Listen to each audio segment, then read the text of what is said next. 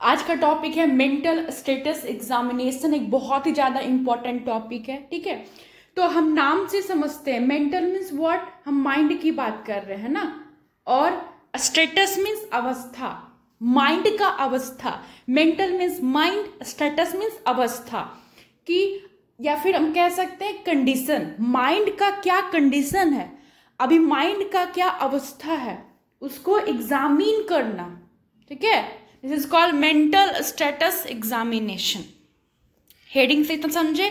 अब हम डेफिनेशन को देखते हैं। कहता है MSE is use to determine whether a patient is experiencing abnormalities in thinking, reasoning ability, feeling और बिहेवियर।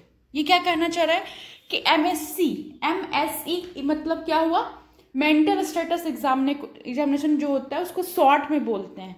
इसमें हम क्या देखते हैं कि मरीज जो है वो कोई एबनॉर्मलिटी को एक्सपीरियंस तो नहीं कर रहा है। एक्सपीरियंस मीन्स फील करना। मरीज जो है किसी भी प्रकार का एबनॉर्मलिटीज तो नहीं फील कर रहा है। किस चीज में? थिंकिंग, रीजनिंग एबिलिटी, फीलिंग और बिहेवियर। इन सारे चीजों में मरीज एबनॉर्मलिटीज तो नहीं फील कर रहा है। इस चीज को हम किससे चेक करते हैं? मेंटल स्टेटस एग्जामिनेशन से। फिर देखिए, the mental status examination is use to identify the person present mental status, यानी कि जो व्यक्ति है उस व्यक्ति का जो प्रेजेंट मेंटल कंडीशन है, ठीक है, वो हम पता कर सकते हैं किससे? मेंटल स्टेटस एग्जामिनेशन से। ये एक बहुत ही लंबा चौड़ा डेफिनेशन हुआ, ठीक है। अगर हमको कोई पूछे कि एक लाइन में कि what is mental status examination, ठीक है, मेंटल स्टेटस एग्जामिनेशन क्या होता है, तो आप एक लाइन में बोलोगे मेंटल स्टेटस एग्जामिनेशन में हम माइंड का कंपोनेंट को चेक करते हैं। आप साइकोलॉजी में पढ़े होंगे mind component, mind component. Mental status examination में हम क्या करते हैं? तो मेंटल स्टेटस एग्जामिनेशन में माइंड का जो कंपोनेंट होता है उसको हम एग्जामिन करते हैं। अब बात आता है कि माइंड का कंपोनेंट कौन कौन सा है ना, अगर आपको याद नहीं है तो thinking, reasoning ability, feeling, behaviour, है ना। Feeling means what? Emotion, emotion, ठीक है। तो इमोशन, थिंकिंग, रीजनिंग, बिहेवियर, ठीक है, ये सारी चीजें आती है किसमें? ये सारी चीजें आती है माइंड का कंपोनेंट में, ठीक है। चलिए अब नेक्स्ट देखते हैं, और एक और definition. MSE is a way of assessment of patient psychological function by observing general appearance, insight, cognitive thought, perception which show patient present mental status। MSE mental status examination एक तरीका है जिससे हम साइकोलॉजिकली फंक्शन मीन्स जो brain का जो function है, brain proper work कर रहा है नहीं कर रहा है ना, उसको हम एसेस करते हैं, ठीक है। तो कैसे? तो व्यक्ति का जनरल अपीयरेंस देखेंगे, इनसाइट देखेंगे, कॉग्निटिव देखेंगे, थॉट देखेंगे, परसेप्शन देखेंगे, ताकि वो क्या हो सके, उसका प्रेजेंट मेंटल कंडीशन जो है वो समझ में आ सके। उस डेफिनेशन को हम आगे समझते हैं, ठीक है, उतना से नहीं होगा, उसमें बहुत सारे जो इसे जनरल अपीयरेंस है उसमें बहुत सारी चीजें हैं जो आपको समझना है। चलिए अब हम देखते हैं expect of mental status examination. क्या एक्सपेक्ट होता है मेंटल स्टेटस एग्जामिनेशन में? एक्सपेक्ट का मतलब ये हुआ कि मेंटल स्टेटस एग्जामिनेशन में क्या क्या क्राइटेरिया है जिसको हम लोग चेक करते हैं, ठीक है। तो क्या होगा? MSE includes questioning and observing for following areas. MSE में क्या करते हैं? मेंटल स्टेटस एग्जामिनेशन में क्या करते हैं? क्वेश्चनिंग करते हैं और ऑब्जर्व करते हैं। हमने क्या बोला? Mental status examination. What is mental status examination? Mental status examination means what? You examine the mind component. अब बात आती है कि हम माइंड कंपोनेंट को चेक करते हैं ताकि व्यक्ति का मेंटल जो स्टेटस है, माइंड का जो कंडीशन है वो पता चल सके। अब माइंड कंपोनेंट क्या होता है, आपने पढ़ा होगा मेमोरी, आपने पढ़ा होगा थिंकिंग, आपने पढ़ा होगा व्हाट रीजनिंग, आपने पढ़ा होगा इमोशन, है ना। इट इज ऑल लाइक 5-6 होते हैं माइंड कंपोनेंट। ये सारे माइंड कंपोनेंट होते हैं और माइंड के कंपोनेंट को चेक करेंगे। माइंड कंपोनेंट मीन्स व्हाट, जो माइंड जिस पर डिपेंड है। आप थिंकिंग कैसे कर रहे हो, माइंड से। आपका मेमोरी किस पे वर्क कर रहा है, माइंड से, है ना। आपका इमोशन कहाँ से जुड़ा हुआ है, माइंड से। तो जो 7 या 6 कंपोनेंट है उसको हम लोग चेक करते हैं। अब ठीक है, हम चेक कर रहे हैं क्या, माइंड का कंपोनेंट, लेकिन कैसे चेक करेंगे, अब ये सवाल उठता है। This is called aspect of mental status examination. कैसे चेक करेंगे, तो वो चेक करने के लिए हम क्वेश्चनिंग करते हैं, क्वेश्चन पूछते हैं, और जब मरीज आंसर देता है तो हम उसको ऑब्जर्व करते हैं। अब क्या एक्सपेक्ट है, क्या क्राइटेरिया है जिससे हम व्यक्ति का जो माइंड का जो कंपोनेंट है वो हम ऑब्जर्व करें, वो हम एग्जामिन करें। तो आप ध्यान से देखिएगा, general appearance and behaviour, speech, thought, mood and effect, perception, और एक और है कॉग्निटिव फंक्शन। कॉग्निटिव फंक्शन, ठीक है। यानी 1 2 3 4 5 6 एक्सपेक्ट हैं जिसके जरिए जिसके थ्रू हम क्या कर सकते हैं, मैं जो माइंड का कंपोनेंट है या माइंड का जो स्टेटस है उसको हम चेक कर सकते हैं, ठीक है। कैसे, जनरल अपीयरेंस एंड बिहेवियर, है ना। General appearance and behaviour. General appearance का मतलब क्या हुआ कि वो उसका ओवरऑल अपीयरेंस कैसा है और बिहेवियर कैसा है, ठीक है। तो जनरल अपीयरेंस एंड बिहेवियर, इसके अंदर हम क्या क्या देखते हैं, तो सबसे पहले देखते हैं ग्रूमिंग। ग्रूमिंग में क्या, जैसे कि आप साइकेट्रिक नर्स है, ठीक है, एक मरीज आया तो आपने देखा कि उसने कपड़े कैसे पहने हुए हैं, ठीक है, क्या उसके कपड़े फटे हुए हैं, क्या उसके कपड़े गंदे हैं, दिस इज द ग्रूमिंग। कैसा उसका रिप्रेजेंटेशन है ना। तो आप देखें कि नहीं भैया उसका कपड़ा एकदम अच्छे से पहना हुआ है, साफ सुथरा है, तो आप क्या बोलोगे, एप्रोप्रिएट लिखोगे। ग्रूमिंग में क्या लिखोगे, एप्रोप्रिएट लिखोगे।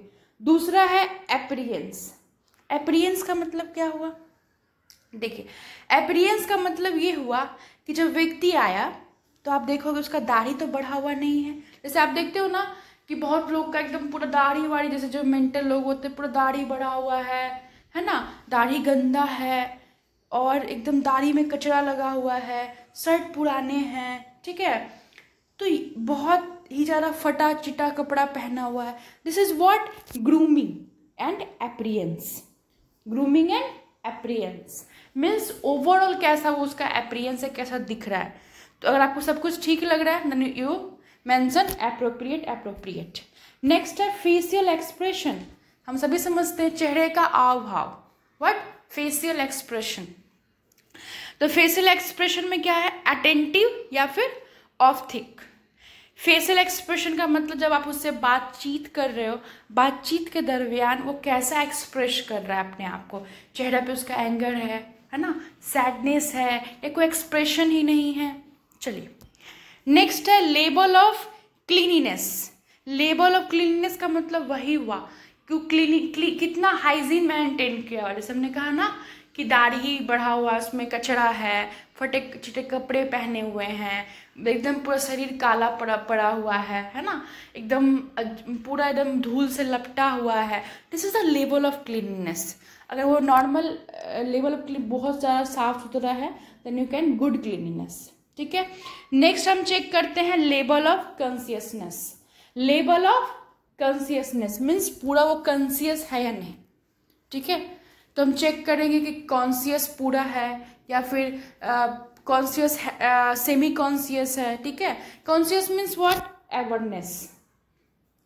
क्या होता है, अवेयरनेस, ठीक है। चलिए नेक्स्ट समझते हैं मोड ऑफ एंट्री। मीन्स जब वो आपके पास आया था फर्स्ट टाइम, जब उसका एंट्री हुआ था तो क्या उसका जो बिहेवियर में कुछ चेंजेस देखने को मिला आपको, ठीक है। यानी कि जब वो आया व्यक्ति आपके पास तो आपको देख के वो कुछ अपना बिहेवियर कुछ चेंज किया, ठीक है। अगर किया then change in behaviour. Next है बिहेवियर, ठीक है। मतलब कि जब आप उससे बातचीत कर रहे हो ड्यूरिंग टॉकिंग, वो कैसा बिहेव कर रहा है, क्या वो एग्रेसिव हो रहा है आपके साथ, या फिर वो एंगर दिखा रहा है, या सॉफ्ट बात कर रहा है, या वो एक्सप्रेस कर ही नहीं रहा है खुद को, इमोशनलेस जैसा फील कर रहा है। This is behaviour. तो क्या कर रहा है, एग्रेसिव ड्यू टू हॉस्पिटलाइजेशन, ठीक है। यानी कि मरीज, यहाँ पे जो कंडीशन लिया गया है इसमें ये बता रहा है कि मरीज एग्रेसिव है क्योंकि वो इतने दिन से क्या हो रहा है, भर्ती है हॉस्पिटल में। आई टू आई कॉन्टेक्ट, जब हम किसी से बातचीत करते हैं तो क्या करते हैं, आंख में आंख मिलाते हैं जनरली, तो क्या उसका आई टू आई कॉन्टेक्ट हो रहा है आपसे बातचीत करने के दरमियान, या फिर उसका वो जब बात कर रहा है तो आपसे नज़र नहीं मिला, नज़र जो है नहीं मिला रहा है ना, कहीं और देख रहा है, बात आपसे कर रहा है। रैपोर्ट क्या है उसका, एडिक्वेट है या इनएडिक्वेट है, ठीक है। प्रॉपर जो है उसका जो रैपोर्ट मीन्स व्हाट, कोऑर्डिनेशन कैसा, जब आप उससे बात कर रहे हैं तो कैसा उसका कोऑर्डिनेशन है, ये सारी चीज़ें हम देखते हैं जनरल एप्रीहेंशन बिहेवियर में, ठीक है। उसके बाद गेस्चरिंग एंड पोस्चरिंग, दो वर्ड्स है, गेस्चर पोस्चर, ठीक है। गेस्चर में आप देखे होंगे ना कि बहुत सारे लोग जो होते हैं, आप जैसे कि वो मेंटल लोग क्या करते हैं, जैसे कि चेयर पे बैठने बोलेगा तो बैठ तो जाएगा, नीचे से पैर को जो है क्रॉस कर देगा, मतलब बॉडी का जो अलाइनमेंट है, बॉडी का जो पोजीशन है, बॉडी पोजीशन। गेस्चरिंग मीन्स क्या समझते हैं, बॉडी का पोजीशन, बॉडी का जो अलाइनमेंट है वो कैसा है।